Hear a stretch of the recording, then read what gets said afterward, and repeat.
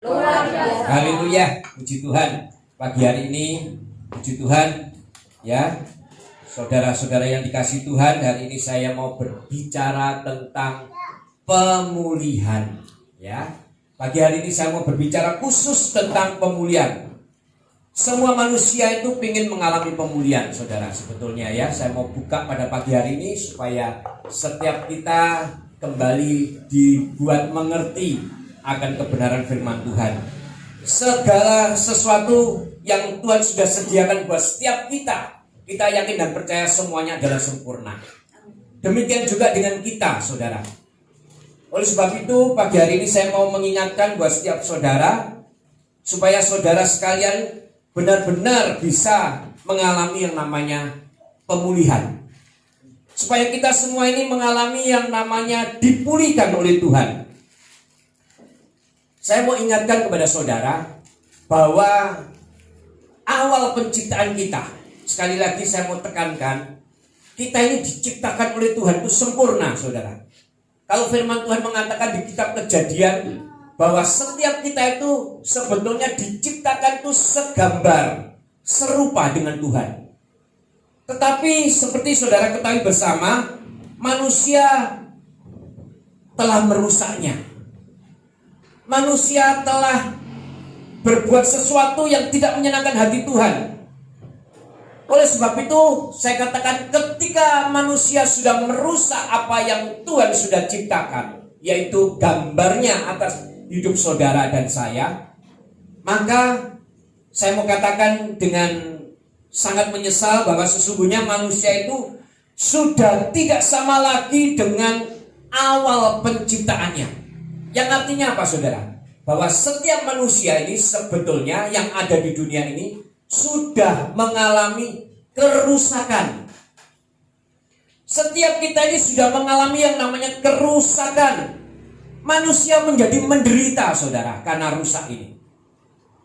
Manusia itu menjadi rusak karena apa, saudara? Karena melanggar perintah Tuhan. Manusia rusak karena melanggar perintah Tuhan.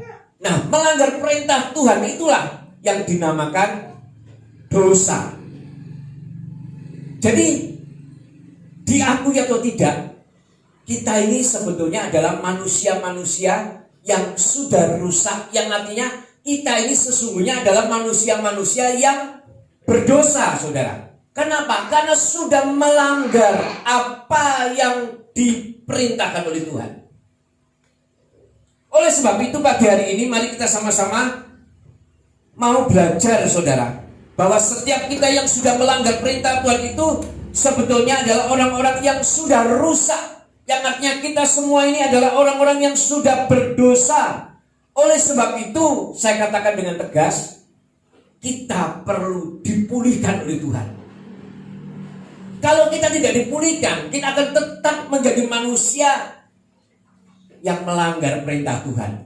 Atau dengan kata yang biasa kita katakan, kita ini adalah manusia-manusia yang berdosa. Oleh sebab itu saya katakan manusia perlu untuk dipulihkan. Supaya apa?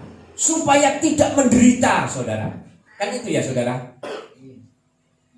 Oleh karena kita merusak gambar kita, maka kita menjadi manusia-manusia yang menderita. Dengan kata lain saya katakan, oleh karena kita sudah berdosa, karena kita sudah merusak gambar kita dengan melanggar perintah Tuhan, berarti kita ini sesungguhnya adalah manusia-manusia yang berdosa. Perlu dipulihkan, saudara. Manusia-manusia yang berdosa adalah manusia-manusia yang menderita. Tuhan tidak suka saudara menderita. Oleh sebab itu Tuhan menginginkan kita mengalami pemulihan. Supaya apa? Supaya tidak menderita. Oleh sebab itu banyak kalau kita lihat, saudara ya, saat ini orang-orang yang karena melanggar perintah Tuhan akhirnya mengalami penderitaan. Yang artinya orang-orang yang berdosa kepada Tuhan itu banyak yang mengalami penderitaan. Alias kalau saya katakan, orang yang berdosa itu sesungguhnya adalah orang yang menderita. Oleh sebab itu Tuhan mengatakan perlu kita ini dipulihkan, supaya kita ini tidak menderita terus, saudara. Saya bukan katakan, oh kalau gitu orang yang menderita, orang yang hidupnya sengsara itu orang-orang yang berdosa, Pak. Bisa karena dia berdosa. Tapi ada bisa juga terjadi, mungkin sedang mengalami proses dari Tuhan. Tetapi sebagian besar, saya mau katakan kepada saudara, orang yang menderita adalah orang-orang yang sebetulnya sedang merusak gambar Tuhan, yang artinya adalah orang-orang yang berdosa. Oleh karena dosalah kita menderita. Banyak aturan-aturan yang Tuhan sudah tetapkan di dalam hidup kita. Ketika kita langgar, kita akan menderita, karena kita melanggar apa yang sudah Tuhan gariskan dalam hidup kita. Yang artinya kita ini harus menjadi orang-orang yang jangan terus berkecimpung di dalam dosa. Oleh sebab itu Tuhan katakan, ayo dipulihkan. Supaya apa? Supaya kita kembali sama seperti ciptaan yang sesungguhnya yang Tuhan inginkan dalam hidup kita. Tuhan menciptakan kita, sekali lagi saya katakan, sempurna. Sempurna.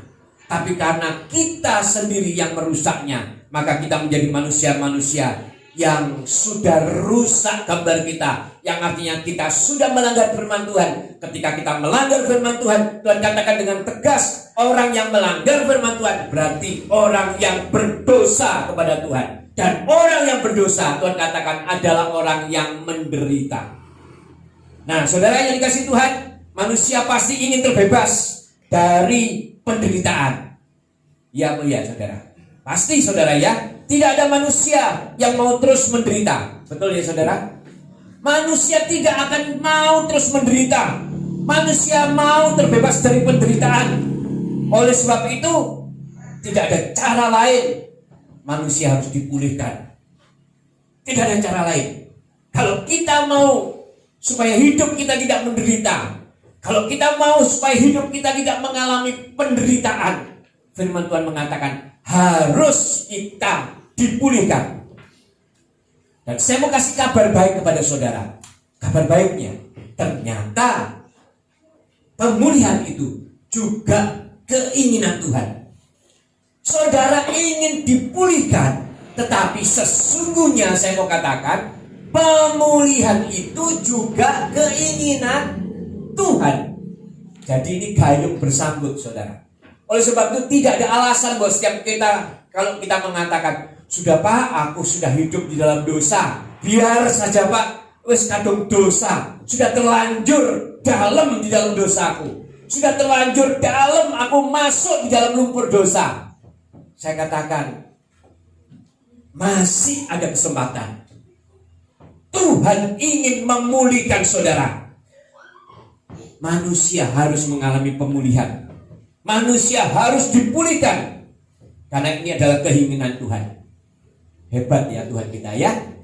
Hebat Tuhan kita. Nah, buktinya mana Pak? Buktinya mana Tuhan itu ingin memuliakan kita? Melalui salib, karya salib. Melalui karya salib dia mencari kita supaya kita ini dipulihkan. Nah, pagi hari ini saya bukan, firman Tuhan bukan sekedar mengatakan ayo kamu dipulihkan, ayo dipulihkan. Tapi firman Tuhan juga ingin memberikan tuntunan kepada saudara. Bagaimana caranya kita ini bisa memperoleh pemulihan? Ayo sama-sama kita keluarkan Alkitab kita buka di dalam 2 Tawarik 7 ayat yang ke-14. Saya katakan ada 4 cara secara Alkitabiah supaya setiap kita mengalami yang namanya pemulihan. Ada 4 cara yang Tuhan tunjukkan kepada setiap kita supaya kita mengalami yang namanya pemulihan. Kita baca di dalam 2 Tawarik 7 ayat 14. Dan umatku yang atasnya namaku disebut merendahkan diri, berdoa dan mencari wajahku, lalu berbalik dari jalan-jalannya yang jahat, maka aku akan mendengar dari surga dan mengampuni dosa mereka serta memulihkan negeri mereka. Puji nama Tuhan. Yang pertama, yang harus kita tahu, ternyata di dalam 2 Tawarik 7 ayat 14 mengatakan kalau kita mau mengalami pemulihan, yang pertama kita harus lakukan, Tuhan katakan, dan umatku yang atasnya namaku disebut. Berarti yang pertama kali harus kita lakukan adalah menyebut nama Tuhan. Menyebut nama Tuhan.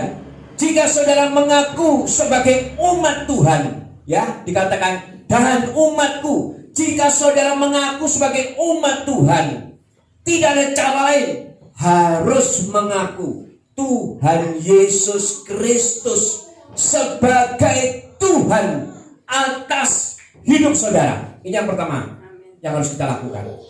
Ketika saudara mau dipulihkan, tidak ada cara lain.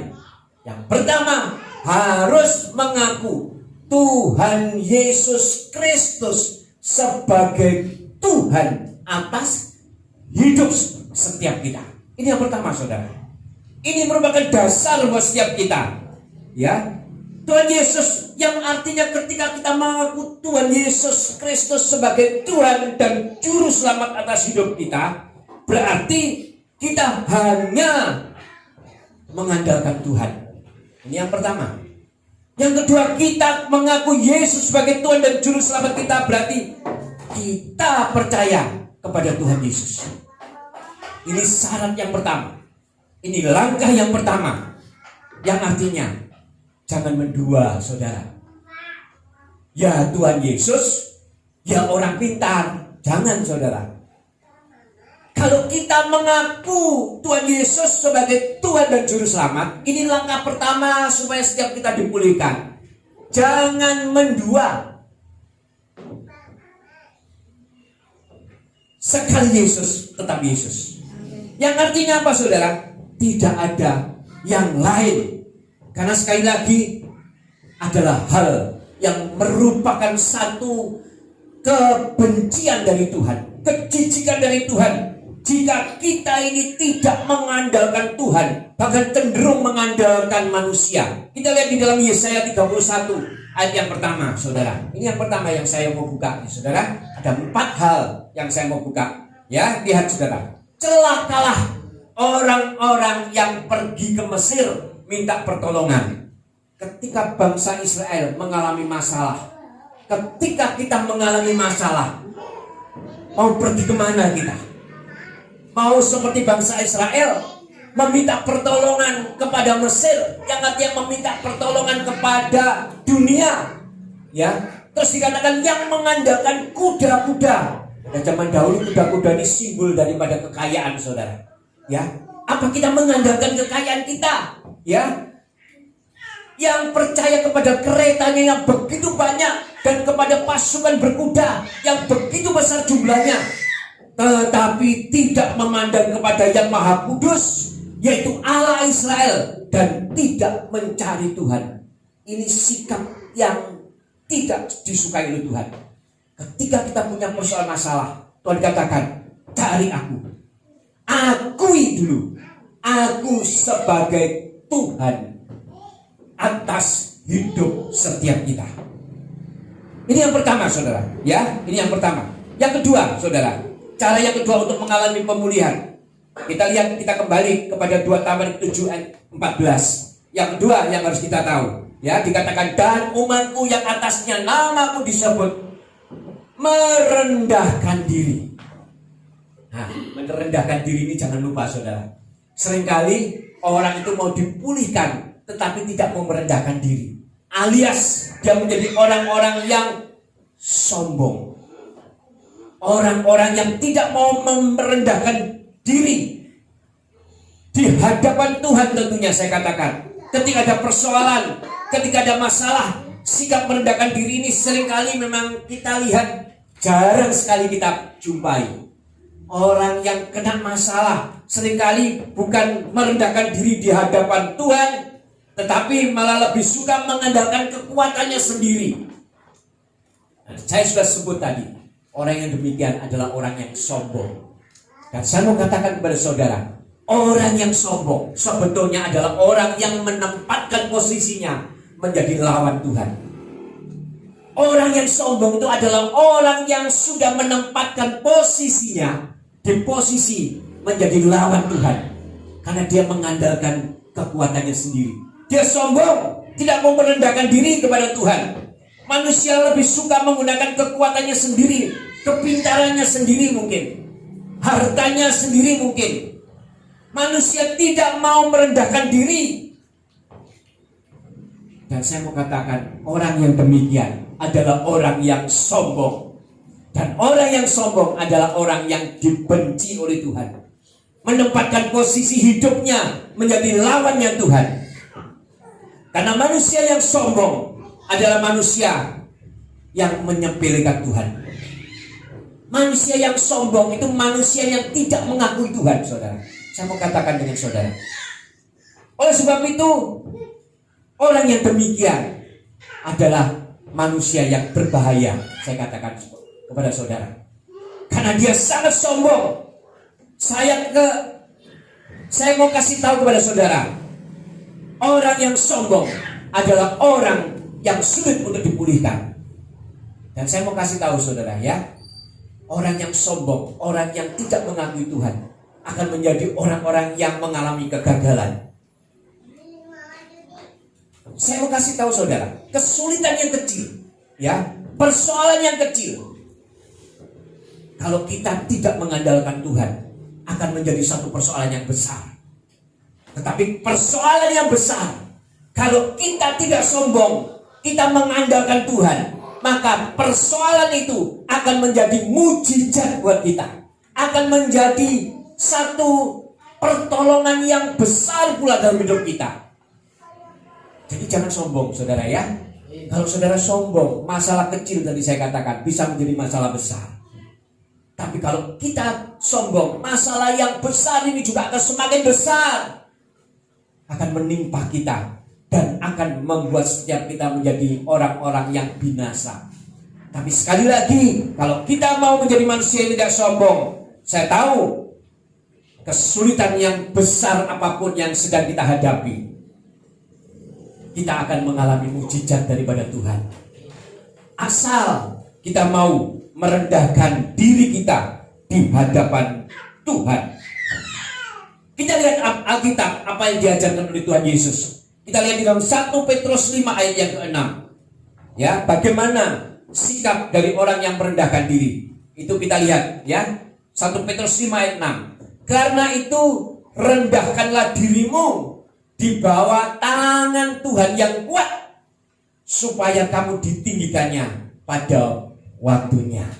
Haleluya. Orang yang mau merendahkan diri di hadapan Tuhan, Tuhan katakan dia pasti akan meninggikannya tepat pada waktunya. Kalau sekarang saudara mengatakan, Pak, saya sudah merendahkan diri di hadapan Tuhan, aku sudah merendahkan diri di hadapan Tuhan, tetapi kok sampai sekarang aku belum mengalami pemulihan. Saudara lihat, dia pasti akan akan meninggikan kita tepat pada waktunya. Karena waktu saudara tidak sama dengan waktunya Tuhan. Waktu saudara tidak sama dengan waktunya Tuhan. Dan waktu Tuhan adalah waktu yang terbaik buat setiap kita. Ya. Oleh sebab itu saya jamin kepada setiap saudara, firman Tuhan ini adalah iya dan amin. Kalau kita mau mempraktekannya, iblis tidak curi dari hidup saudara. Saudara lakukan, saya yakin saudara pasti akan mengalami yang namanya pemulihan. Ya, satu lagi saudara, kita lihat ya di dalam Yakobus 4 ayat yang ke-10. Ya, kita lihat saudara ya. Karena kita tahu, karena orang yang sungguh-sungguh mau merendahkan diri di hadapan Tuhan pasti akan mengalami pemulihan. Ya, kita lihat di dalam Yakobus 4 ayat 10. Rendahkanlah dirimu di hadapan Tuhan, dan Ia, di sini huruf besar ianya, berarti apa? Tuhan akan meninggikan kamu. Oh, haleluya saudara. Ya, tidak ada cara lain saudara. Kalau saudara mau dipulihkan, baik ekonomi saudara, baik kehidupan saudara, cari Tuhan. Rendahkan diri di hadapan Tuhan. Rendahkan diri di hadapan Tuhan. Karena Tuhan katakan, pasti akan meninggikan kita. Tepat waktunya. Waktu Tuhan adalah waktu yang terbaik buat setiap kita. Merendahkan diri kepada Tuhan itu berarti mengandalkan Tuhan. Merendahkan diri kepada Tuhan itu berarti berharap kepada Tuhan. Merendahkan diri kepada Tuhan itu berarti bergantung kepada Tuhan. Merendahkan diri di hadapan Tuhan itu berarti percaya penuh kepada Tuhan. Ini yang diinginkan oleh Tuhan kita, saudara. Ini yang diinginkan. Yeremia 17 ayat 15 kita lihat, saudara ya. Bagaimana kalau seandainya kita ngomong, wah enggak Pak, mending saya akan terus berusaha menurut kekuatan saya sendiri. Mending saya akan berusaha menurut kemampuan kita sendiri. Kita lihat ayatnya di Yeremia 17 ayat ke-5. Ya, begini firman Tuhan. Beginilah firman Tuhan. Terkutuklah orang yang mengandalkan manusia, yang mengandalkan kekuatannya sendiri, dan yang hatinya menjauh daripada Tuhan. Ini sikap dari manusia yang tidak mau dipulihkan, saudara. Dan Tuhan katakan, orang yang demikian adalah orang yang terkutuk. Yang artinya apa? Orang yang tetap hidup di dalam kutuk. Orang yang hidup di dalam kutuk itu berarti orang yang masih berkecimpung di dalam dosa. Orang yang berkecimpung di dalam dosa ini berarti orang yang menderita. Orang yang menderita kalau tidak mau mengalami pemulihan, selamanya akan tetap menderita. Pilihan tetap diberikan kepada manusia. Sekali lagi, Tuhan kita tidak pernah memaksa. Dia selalu memberikan pilihan kepada setiap kita. Ayo, pilihan yang mana yang kamu suka. Ketika kita memilih pilihan yang tepat, yaitu menurut perintah Tuhan, maka Tuhan katakan, kamu pasti akan mengalami pemulihan. Kamu pasti akan mengalami pemulihan. Ini yang harus kita lakukan, saudara. Ya, jangan berharap kepada manusia. Kita tidak boleh berharap kepada manusia. Ini ada alasannya, saudara. Kita lihat di dalam Yesaya 2 ayat ke-22. Ini alasannya, saudara. Kita supaya tahu. Yesaya 2 ayat 22. Jangan berharap pada manusia, sebab ia tidak lebih daripada embusan nafas. Dan sebagai apakah ia dapat dianggap? Nah, saudara lihat. Begitu rapuhnya manusia. Bahkan firman Tuhan mengatakan di dalam Yesaya ini cuma sebagai hembusan nafas. Yang artinya apa? Sebentar ini loh, saudara. Dulu kita masih ketemu orang A dengan orang B. Sekarang mungkin yang A yang B sudah tidak ada lagi dipanggil Tuhan. Ya, kita tidak tahu, saudara. Saudara katakan, oh Pak, aku masih muda Pak, masih kuat Pak, masih bisa lari 100 meter. Kecepatannya juga begitu luar biasa. Ya, jangan ngomong seperti itu, saudara. Tuhan itu kadang kalau sudah memanggil, kadang bisa 97 tahun. Ini ada saudara kita yang 97 tahun dipanggil Tuhan. Tapi ada kadang 60 lebih, ada yang 50 lebih, ada yang 30 lebih, ada yang bayi. Nah, kan gitu, saudara. Oleh sebab itu kita harus menjadi orang-orang yang sungguh-sungguh mau merendahkan diri di hadapan Tuhan, supaya kita menjadi pribadi-pribadi yang siap di hadapan Tuhan. Amin, saudara. Amin. Ya, kita mau benar-benar. Kita tidak boleh berharap dengan manusia, sebab pada dasarnya manusia itu adalah pribadi yang lemah, yang sangat lemah. Bahkan firman Tuhan katakan seperti cuma hembusan nafas. Yang artinya apa? Sebentar, saudara. Hidup sebentar. Saya kadang memikir juga, saudara. Kadang saya memikir, Tuhan, sekarang saya sudah 50 tahun lebih, 53 tahun. Saya katakan, kok cepat ya Tuhan. Saya hidup berumah tangga sudah hampir 30 tahun. Gak berasa ya Tuhan. Tiba-tiba lu sudah sekian. Mungkin bagi orang yang usia 70 tahun menganggap saya masih muda. Tapi buat saudara yang berusia 20 tahun, 30 tahun menganggap saya sudah cukup tua. Nah, seperti itu. Oleh sebab itu, ketika kita sungguh-sungguh mau merendahkan diri kita kepada Tuhan, kita pasti tidak akan mengandalkan kekuatan kita. Kekuatan kita ini loh, tidak bisa menjadi andalan kita. Karena kita ini adalah manusia yang sangat-sangat tidak kuat. Yang artinya kita ini manusia yang sangat-sangat lemah. Oleh sebab itu, mari kita merendahkan diri di hadapan Tuhan ya. Cara yang ketiga, saudara, untuk mengalami pemulihan. Jadi yang pertama, saudara ya, yang pertama kita harus mengaku Yesus sebagai Tuhan dan Juru Selamat. Yang kedua, kita merendahkan diri kita di hadapan Tuhan.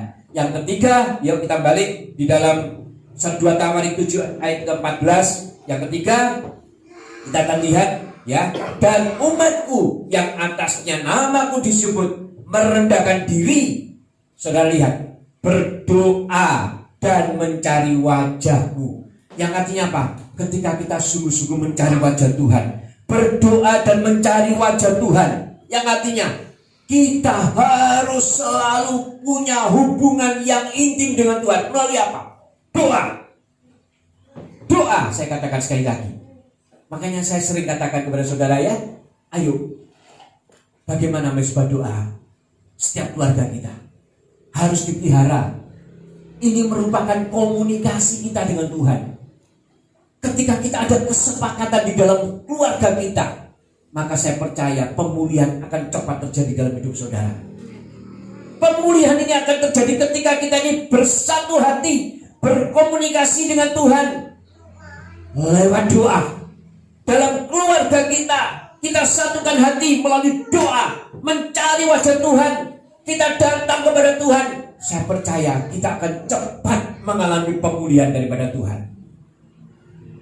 Saya kasih contoh kepada saudara. Ya, di dalam Mazmur 5 ayat yang keempat, kita lihat kunci sukses dari Daud. Kita tahu semua Daud itu bagaimana. Ya, kita lihat di dalam Mazmur 5 ayat yang keempat. Kita lihat saudara, ini adalah kunci.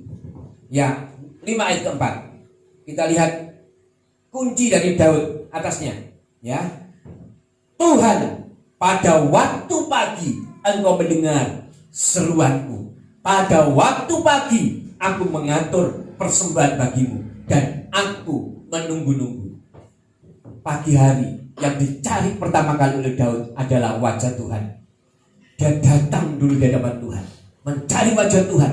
Ya, dia datang kepada Tuhan, dia memberikan persembahan kepada Tuhan. Apa yang dipersembahkan Daud? Pujian, penyembahan, doa kepada Tuhan. Ini yang dilakukan pertama kali. Nah, sekarang saudara, bagaimana dengan kita? Apakah pagi-pagi kita cari HP dulu, atau kita pagi-pagi cari wajah Tuhan dulu? Kita lihat hidup kita. Kita mau sungguh-sungguh melalui kebenaran firman Tuhan pagi hari ini. Mari pagi-pagi kita cari Tuhan lewat pujian dan penyembahan. Kita cari Tuhan lewat pujian dan penyembahan, karena kita tahu kunci sukses Daud sudah diberikan kepada setiap kita, yaitu lewat pagi-pagi cari Tuhan melalui doa kepada Tuhan. Kenapa harus berdoa saudara? Kita lihat di dalam 1 Tawarik 16 ayat yang ke-11. Kenapa harus berdoa? Kita lihat saudara ya, di dalam 1 Tawarik 16 ayat yang ke-11. Kita lihat, carilah Tuhan dan kekuatannya, carilah wajahnya selalu. Orang yang mencari wajah Tuhan pada waktu pagi hari, sebetulnya dia sedang mencari kekuatan untuk dirinya sendiri. Karena ketika dia ketemu dengan Tuhan, dia menyembah, dia merasakan hadirat Tuhan, sebetulnya sesungguhnya itu mencari kekuatan untuk hidupnya sendiri. Sepanjang hari dia akan melangkah, akan mengalami kekuatan, karena dia tahu dia sudah ketemu dengan wajahnya Tuhan. Tuhan pasti akan memberikan kekuatan. Di dalam pertemuan dengan Tuhan ada kekuatan. Jadi kalau saudara pada pagi hari ini, mungkin besok waduh Pak, besok ketemu Pak, banyak yang harus tak hadapi Pak. Mungkin harus menghadapi masalah A, masalah B, masalah C. Besok lupa waktunya harus lakukan A, harus lakukan B, harus lakukan C. Gak kuat Pak, gak bisa. Nah, saya mau kasih tahu, pagi hari cari wajah Tuhan dulu. Ketika kita pagi hari mencari wajah Tuhan, maka sepanjang hari saudara akan melangkah dengan kekuatan daripada Tuhan. Ini kuncinya saudara. Ini kuncinya, ya, supaya kita tahu. Yang keempat sekarang saudara ya, cara yang keempat untuk mengalami pemulihan, dan terakhir saudara ya, supaya kita sama-sama bisa mengerti cara yang keempat. Kita lihat di dalam 2 Tawarik 7 ayat 14.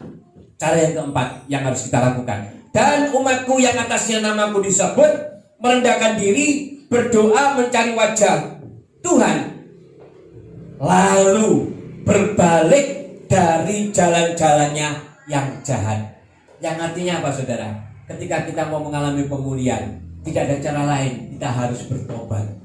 Ya, kita lihat saudara, kita harus mengalami yang namanya pertobatan. Dan saya mau kasih tahu saudara, pertobatan itu menyenangkan hati Tuhan. Bahkan kalau kita lihat ketika orang itu bertobat, penghuni surga bersorak-sorai. Malaikat di surga bersorak-sorai. Jadi ketika saudara melihat ada orang yang bertobat, yang bergembira itu bukan pendetanya saudara. Yang bergembira itu bukan saudara sesungguhnya, tetapi yang bergembira adalah penghuni surga. Ketika ada orang yang bertobat, penghuni surga ini akan bersorak-sorai. Ada sukacita yang luar biasa.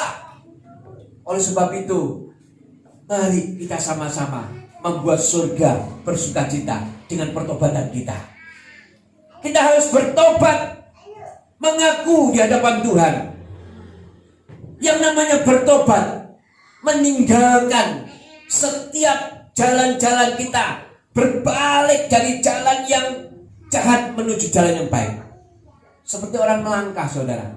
Yang namanya bertobat itu adalah ketika saudara melangkah, tahu sebelah kanan ini tidak benar, saudara melangkah, saudara berhenti. Bukan cuma berhenti, ini bukan pertobatan saudara, karena masih saudara ada di jalan yang salah. Tetapi kalau kita mau bertobat, yang cepat berbalik. Jalannya ini balik saudara. Saudara paham ya ilustrasi ini ya? Kalau kita katakan, ya Pak, aku sudah bertobat, sungguh sudah bertobat, tapi minum masih jalan terus. Lu sudah bertobat loh Pak, aku Pak, tapi judi masih jalan terus. Nah ini salah saudara. Kalau kita mau bertobat, kita sudah tahu di jalan salah, berhenti Pak, lo sudah berhenti Pak, aku sudah bertobat Pak. Yaudah balik oh saudara, balik ke jalan yang benar. Ini yang namanya pertobatan. Dan orang yang mengambil langkah seperti ini adalah orang yang dipulihkan, cepat mengalami pemulihan daripada Tuhan. Ya, kita lihat di dalam 2 Tawarik 6 ayat yang ke-27 saudara. 2 Tawarik 6 ayat 27. Lihat saudara, bagaimana ini suasana surga. 2 Tawarik 6 ayat 27. Maka engkau pun kiranya mendengarkannya di surga dan mengampuni dosa hamba-hambamu, umatmu Israel. Karena engkaulah yang menunjukkan kepada mereka jalan yang baik yang harus mereka jalani. Dan engkau kiranya memberikan hujan kepada tanahmu yang telah kau berikan kepada umatmu menjadi milik pusaka. Saudara, kalau melihat ayat ini, di dalamnya itu mengandung makna yang luar biasa. Saudara lihat, ketika kita mengaku dosa, tidak hidup di dalam dosa, Tuhan katakan Dia akan mengampuni kita. Bahkan dikatakan Dia akan menunjukkan kepada kita jalan yang baik yang harus kita jalani. Dan saudara lihat, Tuhan akan memberikan hujan kepada tanah kita. Yang artinya apa? Ketika kita sungguh-sungguh ya bertobat kepada Tuhan, Tuhan katakan Dia kirim hujan, yang artinya Dia memberkati kehidupan kita. Ini loh saudara. Jadi kalau saudara mau mengalami pemulihan, sungguh-sungguh saya katakan, ayo kita benar-benar melangkah menjadi pribadi-pribadi yang diberkati. Saya dulu ketika sungguh-sungguh mengambil keputusan kepada Tuhan, Tuhan memberkati itu seperti membalik telapak tangan saudara. Tuhan memberkati kita ini seperti membalikkan telapak tangan. Saya pernah saksikan ketika anak saya yang terakhir ini, Venika ini, ketika dia masih bayi, ya belum lahir, saya tidak punya apa-apa saudara.